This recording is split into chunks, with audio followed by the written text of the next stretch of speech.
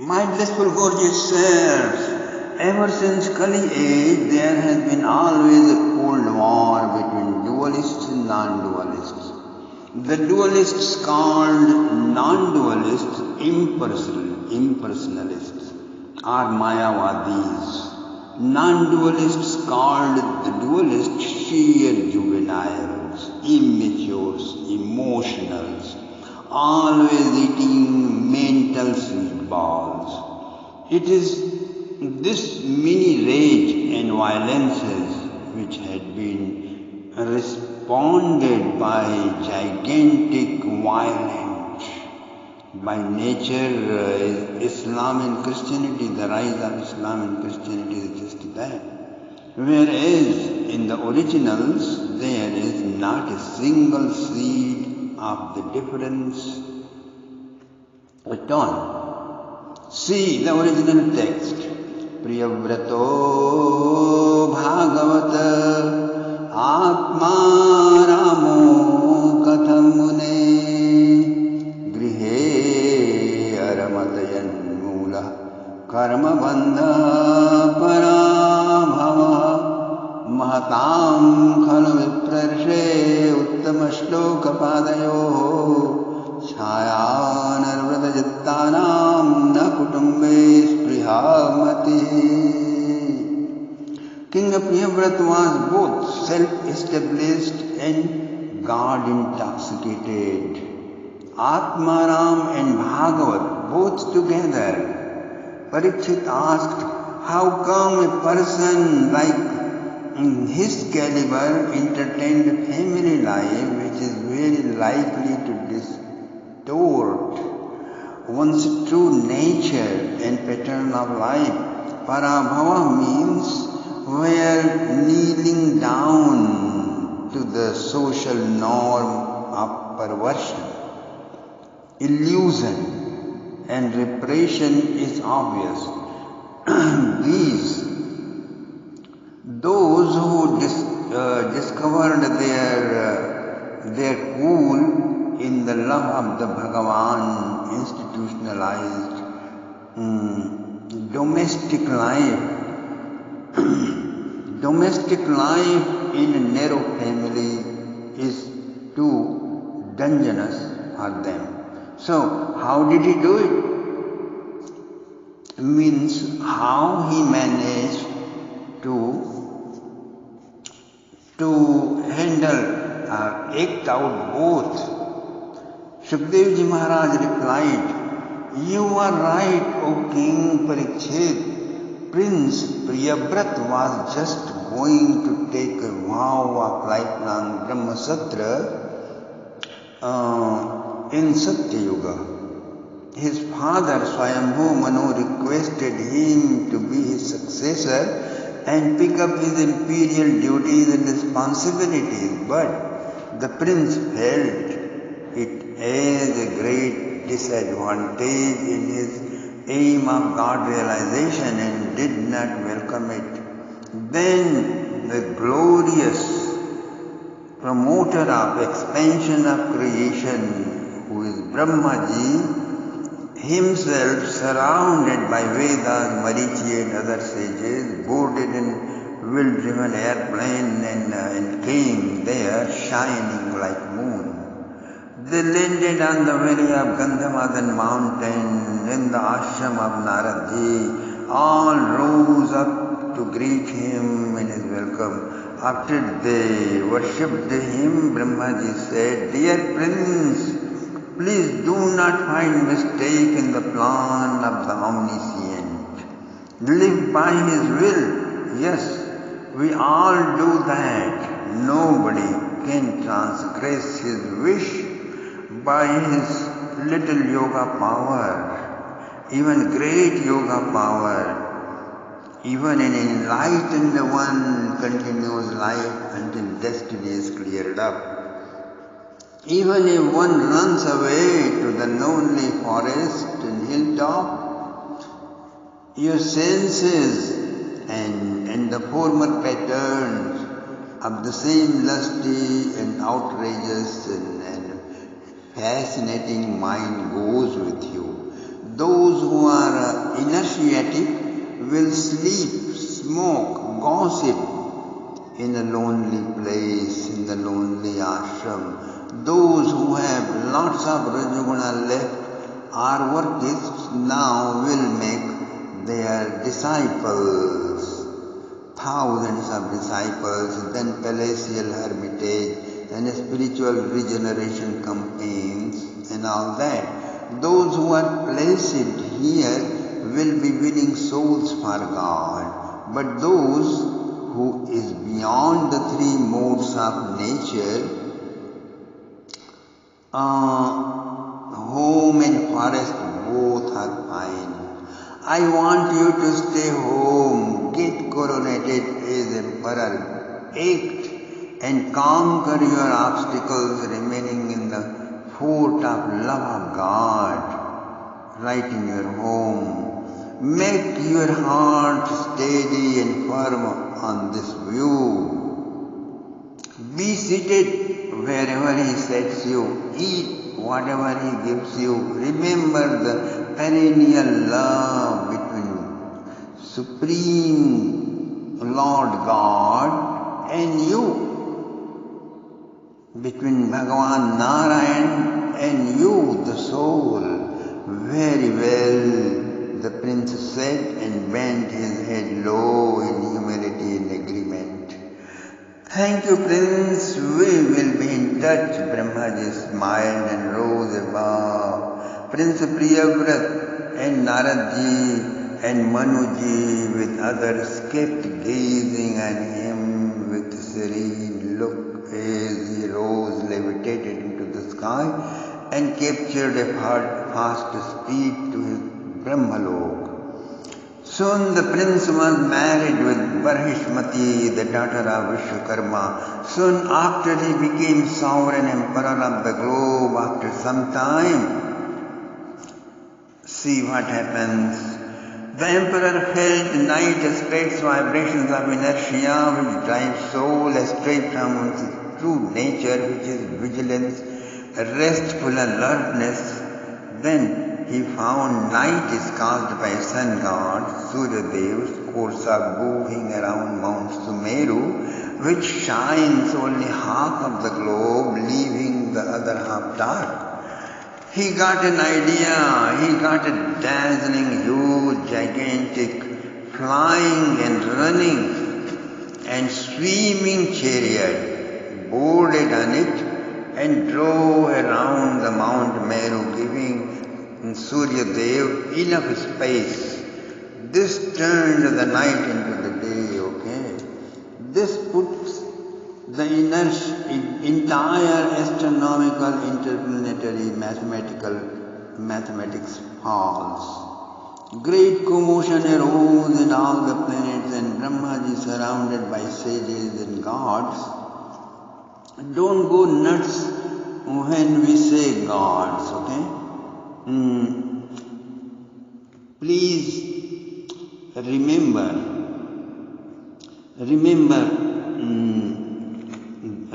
beware of the Western rumors and don't mix it with the concept of God of the Hindus. So we have, and the Hindus heaven have 33 million gods. Gods means not the supreme personality of Godhead like great, but gods means general population is us living in Swargalok. Swargalok is the Hindu heaven. Christian and Muslim concepts of heaven are fantasy islands, where there are 72 sex dolls to make sex, and drinking wine, the fountain of wines. That is all idiotic to think. The heaven is a place where you are mature, peaceful, and blissful by yourself. In Hindu heaven, all citizens are called devas, the gods, devatas, gods. Each three have one wheel-driven airplane there, and they their lifetime is infinite according to their meritorious deeds done on the planet Earth. So, VIPs among gods joined Brahmaji to meet Prince Priyavrat. So they ran down and requested the emperor to stop. By then, only 7 circumambulations had been completed. The tracks that were sunk by the pulleys of the wheels of his gigantic chariot turned into 7 oceans, dividing the earth into the 7 dvipas.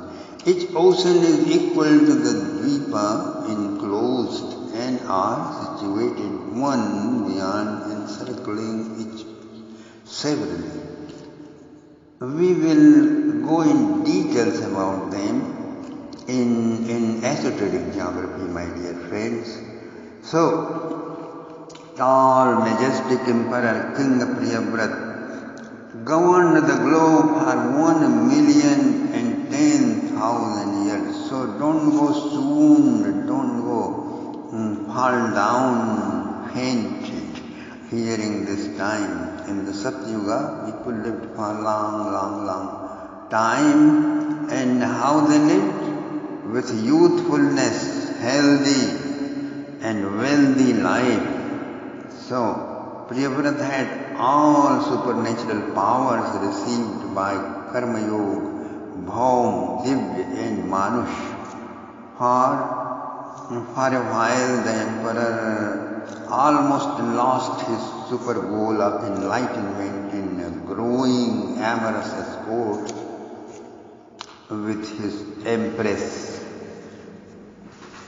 Her amatory gestures, honey-sweet smiles, bashful glances, delicious jokes, and thrilling touchings. 13 sons and 1 daughter were born. 3 of them took vow of lifelong meditation. 3 sons, Uttam, Tamas and Raivat, rose to become Manus of 3 different Manvantaras, each one consisting about 284 million solar years. Agnidra, Idmajiva, Yagyabahu, Mahavir, Hiranyareta, Dhritaprisht, and so on. These 7 brothers were coronated in each landscape formed by the 7 oceans. The princess Urjaswati married with Seth Shukracharya, the spiritual master of demonic world dynasties.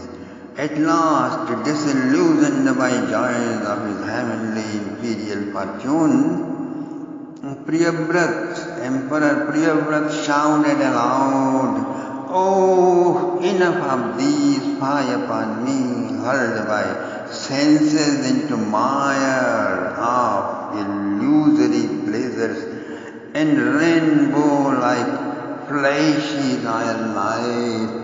With that I lost myself in material life dominated by consciousness occupied by matter. Soon a fire of great understanding exploded within him, and seeing all people as mere dead bodies and glimmers as objects of cremation ground, he renounced.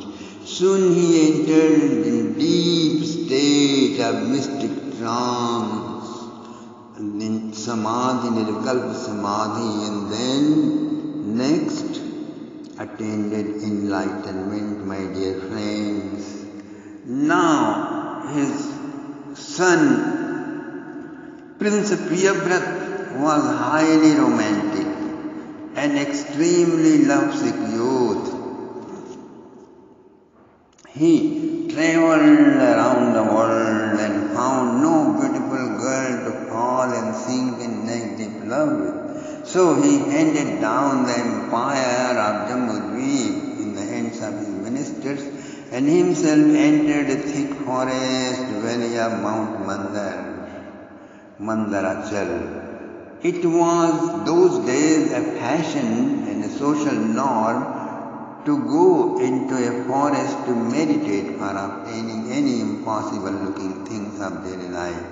Prince lived in a hermitage made of gold-plated marbles, surrounded by most delightful garden and bowers. There was water circus in the pond full of lotus buds, surrounded with sounds of waterfalls, ducks, swans and parrots. Flowers were blooming, grasses greening, sky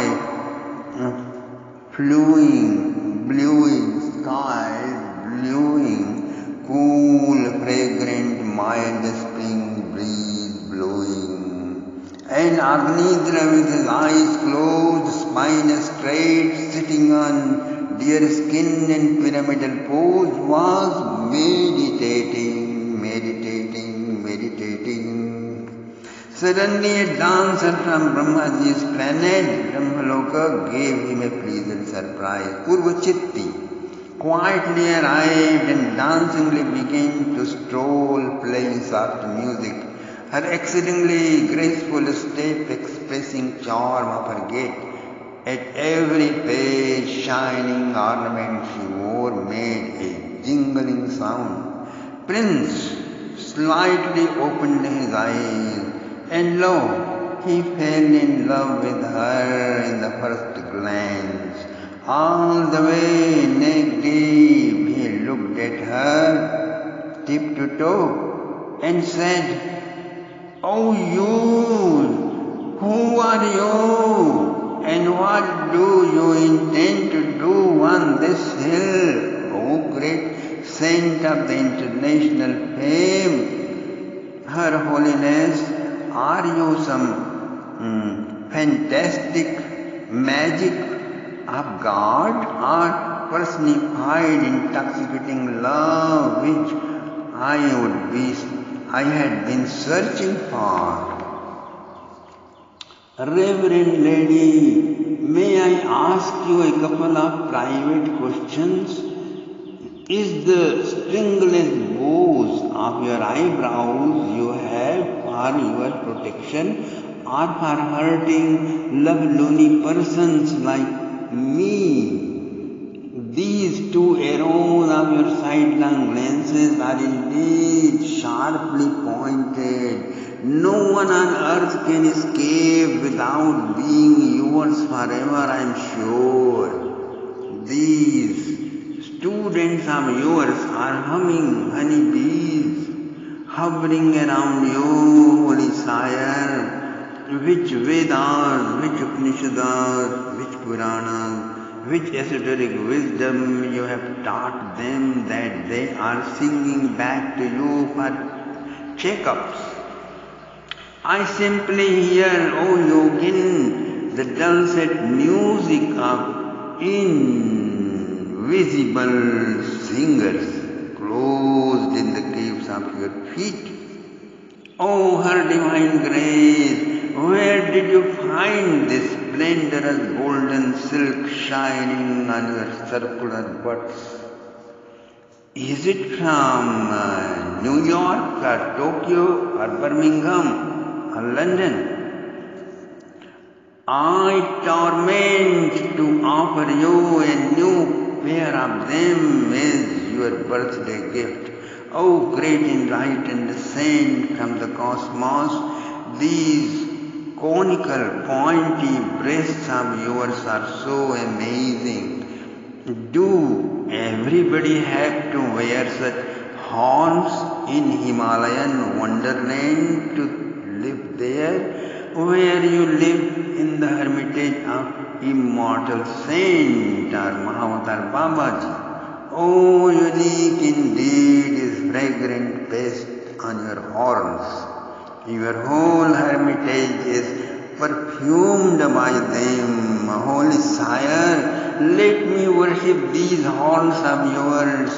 Definitely God Almighty must be residing in there. Let me see. They are full of divine vibrations. Oh, the great sage, show me your planet where residents carry such intoxicating limbs on their